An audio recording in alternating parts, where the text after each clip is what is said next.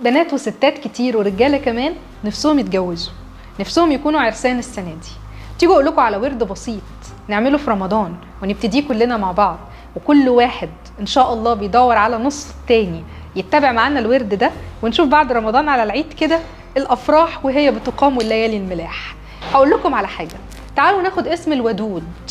اسم الودود عدده 20، يعني لو احنا بندعي ربنا باسم الودود بنقول يا ودود يا ودود يا ودود على سبحتنا، على ايدينا، على اللي هي العقل بتاعه الاصابع. كل واحد ليه طريقه في التسبيح. انا شخصيا بحب يكون لي سبحتي الخاصه بيا.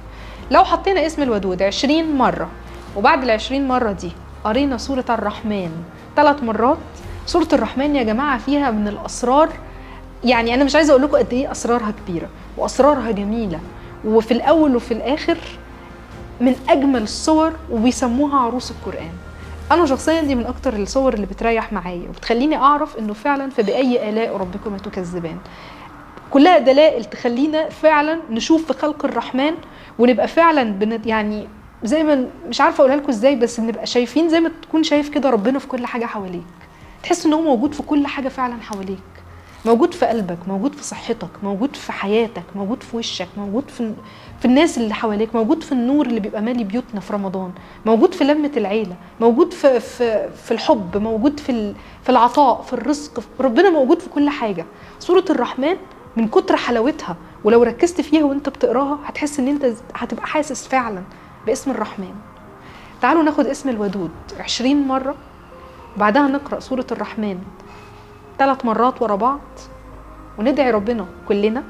اللي عايزه تدعي بالزوج الصالح تدعي، واللي عايزه تدعي بالهدايه لزوجها تدعي، واللي عاوز يدعي ان مراته ما تبقاش عصبيه وتبقى لطيفه معاه في البيت يدعي، واللي عاوز يدعي بان خطيبته مراته حبيبته يصالحوه يتوكل على الله ويبتدي بيها من ليله رمضان لحد اخر يوم. وخلينا في الاخر نشوف ايه اللي هنوصل له، لان انت في الاخر هتبقى قريت السوره تقريبا ما يعادل 90 مره. تعال نشوف ايه اللي هيحصل معانا بعدها، والدنيا هتفتح ازاي مع ناس كتير. الناس اللي نفسها مصالحات، الاسئله اللي بتجيلنا كتير، فلان هيصالحني، فلانه هتكلمني.